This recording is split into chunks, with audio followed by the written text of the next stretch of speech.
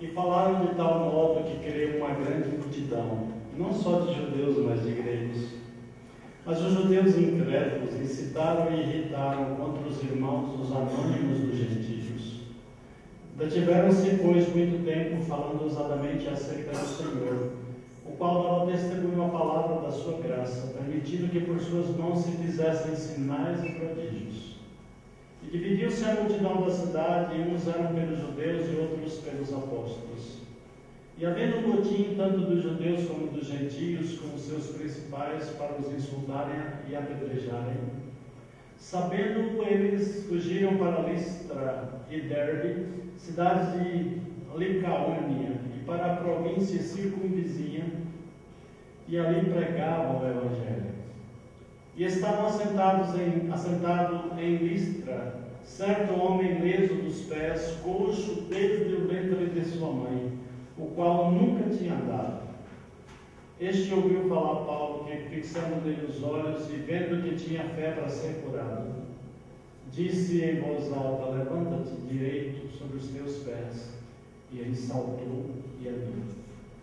E as multidões, vendo o que Paulo fizera, levantaram a sua voz, dizendo em língua licaônica: fizeram-se os deuses semelhantes aos homens e desceram até nós. E chamavam Júpiter a Barnabé e Mercúrio a Paulo, porque este era o que falava. E o sacerdote de Júpiter, cujo templo estava em frente da cidade, trazendo para a entrada da porta touros e grinaldas, queriam com a multidão sacrificar-lhes. Ouvindo, porém, isto, os apóstolos Barnabé e Paulo rasgaram as suas vestes e saltaram para o meio da multidão, clamando e dizendo: senhores, por que fazeis essas coisas?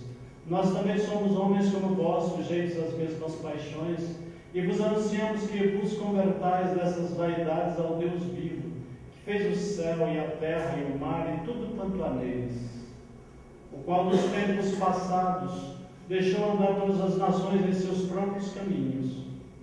E contudo não se deixou a si mesmo sem testemunho, beneficiando-vos lá do céu, dando-vos chuvas e tempos frutíferos, enchendo de mantimento e de alegria os vossos corações. E, dizendo isto com dificuldade, impediram que as multidões lhes sacrificassem. Sobrevieram, porém, os judeus de Antioquia e de Icônio, que, tendo convencido a multidão, apedrejaram a Paulo e o arrastaram para fora da cidade, cuidando que estava morto. Mas, rodeando os discípulos, levantou-se e entrou na cidade, e no dia seguinte saiu com Barnabé para Derbe. Amém? Podemos observar na palavra as dificuldades que os apóstolos sofriam. Mas se vocês observaram, eles tinham perseguição aqui, eles saíam e iam para outro lugar e faziam o quê? Pregavam a palavra. Eles não esmoreciam. Eles continuavam levando a palavra de Deus onde quer que eles iam, apesar das perseguições. A perseguição com Paulo foi tão grande que ele foi apedrejado e deixado como se estivesse morto. Arrastaram-no, colocaram-no fora da cidade. E os seus amigos, companheiros, cristãos recém-convertidos ficaram perto dele. E depois ele foi para outra cidade, para Derbe, para ali poder pregar o Evangelho. Podemos então observar na palavra de Deus que o propósito que Deus tem para as nossas vidas é esse: é pregar o Evangelho, é sermos anunciadores dessa palavra a tempo e fora de tempo. A Bíblia fala que em Icônio houve uma divisão dos judeus que criam e outros que não criam. Pessoas que estavam ouvindo a palavra e acreditaram na mensagem, outras não. Mostrando que vai ser assim também comigo e com você. Que nós vamos anunciar a palavra, uns vão crer, outros não. Mas a responsabilidade nossa é de pregar. O livre-arbítrio é de cada um. O direito de escolha é de cada um. Mas a ordem de Jesus é ir por todo mundo e pregar o Evangelho. É ordem. Não é dom isso, não. Isso é ordem. E ordem é para ser cumprida. Quando nós deixamos de fazer, nós estamos sendo desobedientes. Nós deixamos de cumprir a ordem de Deus que é para cada um. Quer douto, quer indouto. É o privilégio que nós temos. Nós vimos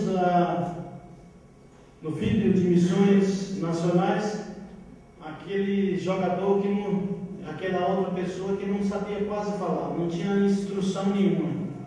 Mas ele disse: não importa o tanto de gente. Quanto mais gente, mais eu quero pregar a palavra de Deus. Eu sou semi-analfabeto, eu nem sei ler direito, mas eu quero pregar o evangelho.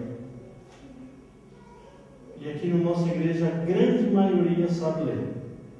A grande maioria tem terceiro grau.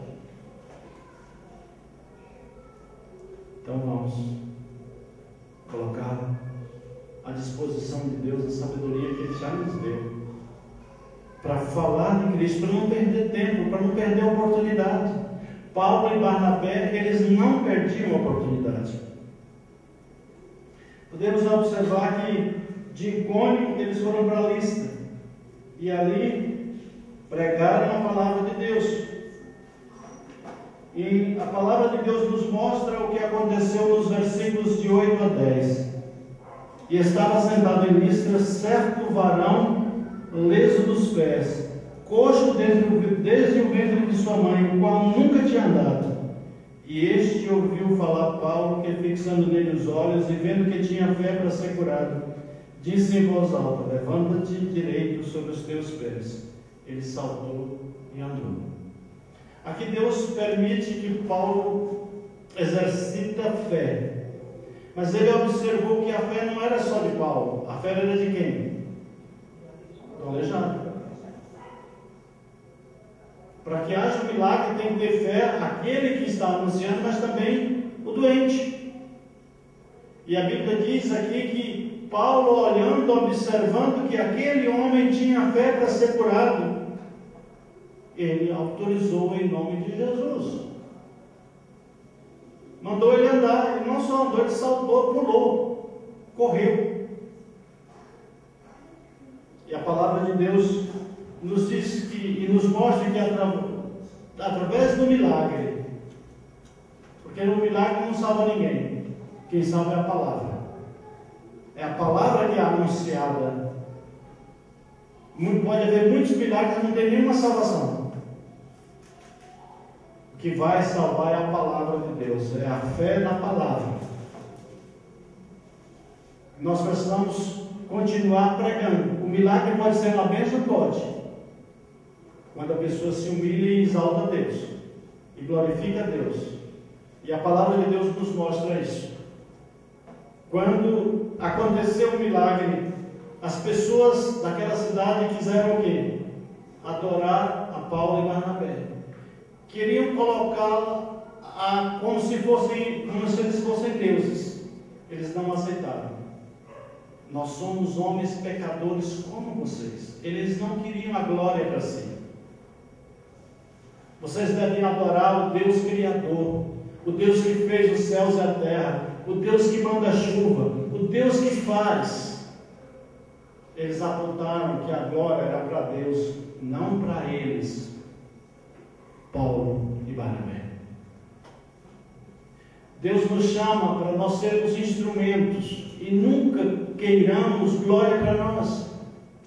Porque se você quiser a glória para aqui, para você vai ter a glória só deste mundo, você não vai ter a glória de Deus na sua vida.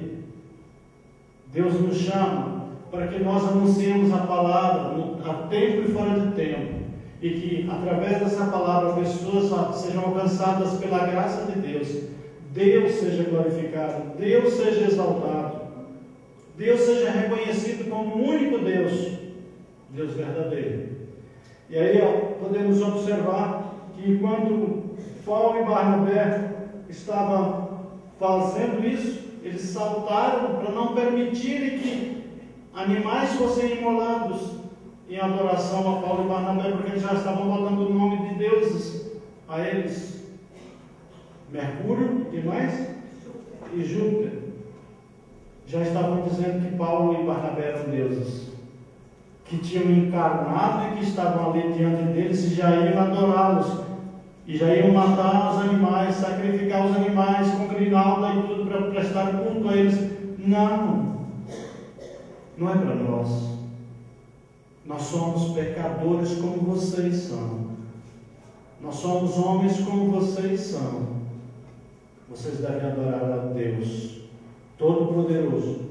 A palavra de Deus vai nos mostrar isso, né? Que mais ouvindo, porém, isto, os apóstolos Barnabé e Paulo rasgaram os seus vestidos, saltaram para o meio da multidão e clamando e dizendo: varões, por que fazeis essas coisas? Nós também somos como vós, sujeitos às mesmas paixões, e vos anunciamos que vos convertais dessas vaidades ao Deus vivo, que fez o céu, a terra, o mar e tudo quanto há neles, o qual nos tempos passados deixou andar todas as gentes em seus próprios caminhos, e cuidando, e contudo não se deixou a si mesmo, sem testemunho, beneficiando-vos lá do céu, dando-vos chuvas e tempos frutíferos, enchendo de mantimento e de alegria os vossos corações. A adoração é para esse Deus. Deus Criador. Nós temos e cremos no Deus Criador. O mundo foi criado por Deus, não é do Big Bang, não é de uma explosão qualquer, não é nada disso. É criação, criacionismo. Deus criou os céus, Deus criou a terra, Deus criou tudo. Foi Ele que criou. E vocês devem adorar ao Deus vivo, mudar dessas paixões e adorar ao Deus vivo. A palavra de Deus então nos mostra que a reação dos apóstolos foi essa. Mas aí, quando eles estavam dessa maneira, chegaram os judeus incrédulos para atrapalhar tudo o que estava acontecendo. Isso significa que quando nós queremos ser de Jesus, andar com Jesus, ser fiéis a Jesus, nós vamos sofrer perseguições. Nós estamos sujeitos a ser perseguidos. O crente verdadeiro é perseguido. Agora, o crente Raimundo, que está operando na igreja do mundo, esse ninguém não incomoda, né? Porque está lá ligado ao mundo, não tem diferença, é a mesma coisa. Então é necessário que nós sejamos parecidos com Jesus, sabendo que nós vamos sofrer perseguições. Mas vale a pena sofrer as críticas, as zombarias por causa do nome de Jesus. Porque aí nós vamos receber a glória que Deus tem separado para nós, a coroa da vida. Ser fiel até a morte e dar-te-ei a coroa da vida. Essa coroa da vida está preparada para cada um de nós que queira ser fiel e ser fiel até a morte. Você é chamado para ser crente, não é para moleza, não, é para enfrentar dificuldades. Você vai enfrentar críticas na sua família, você vai encontrar zombaria, você vai encontrar briga, um jogando contra o outro, você vai encontrar dificuldade. O diabo não quer que você seja crente, o diabo não quer que você permaneça, ele vai fazer tudo para acabar a sua família. Permaneça fiel. Adore ao Deus vivo. Siga Ele.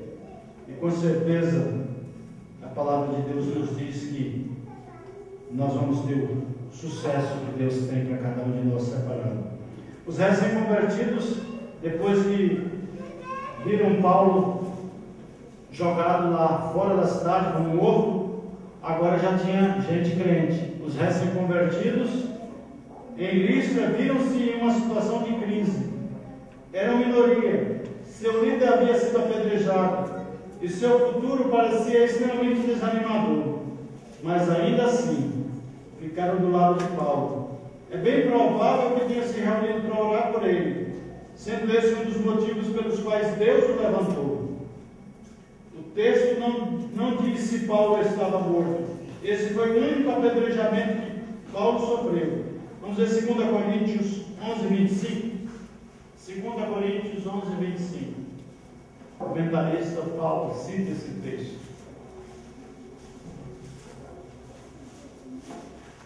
3 vezes fui açoitado com varas. 1 vez fui apedrejado. 3 vezes sofri naufrágio. 1 noite e 1 dia passei no abismo. Apedrejado. 1 vez. Então a palavra de Deus nos diz que possivelmente foi esse apedrejamento nesta cidade onde ele foi apedrejado 1 vez na vida. Ele teve todos esses tipos de sofrimento. Foi açoitado com varas, foi apedrejado, sofreu naufrágio, serpente mordeu na mão dele, jogou, sacudiu a serpente, caiu no fogo. Sofreu tudo isso por causa de Jesus Cristo, o grande apóstolo Paulo. Talvez tenha sido esse acontecimento que tocou Timóteo mais profundamente e por fim o levou a juntar-se a Paulo. 2 Timóteo 3,10. Timóteo era um filho na fé. Paulo ensinou a palavra de Deus a Timóteo. Tu, porém, tens seguido a minha doutrina, modo de viver, intenção, fé, longanimidade, amor, paciência. Paulo tinha a alegria de ter um filho na fé que o imitava, que seguia os seus passos, um homem firmado na doutrina, um homem que tinha um modo de viver parecido com o de Cristo, com o de Paulo, tinha intenção, tinha fé, era longânimo, tinha amor, tinha paciência. Que o Espírito de Deus coloque tudo isso na sua vida, na minha vida, que nós possamos imitar a Cristo, andar com o Senhor Jesus, mas sabendo que se você é crente de verdade, você vai sofrer perseguição, vai ter dificuldade na sua casa, filho, mas permaneça firme na palavra, permaneça firme na fé, leve a palavra a tempo e fora de tempo, não perca a oportunidade, e assim Deus vai contar com você e vai te usar para que o Evangelho chegue a lugares mais distantes e muitas pessoas sejam alcançadas pela graça de Deus. Amém? Cantar juntos? És o meu refúgio, minha fortaleza, meu socorro eterno, és o meu abrigo. Outra vez, és o meu refúgio, és o meu refúgio, és o meu refúgio, minha fortaleza, meu socorro eterno, és o meu abrigo. Quando o mar se agitar, confiarei em ti, Senhor. E se a terra se abrir, confiarei em ti, meu Deus. Vamos repetir quando mais? Quando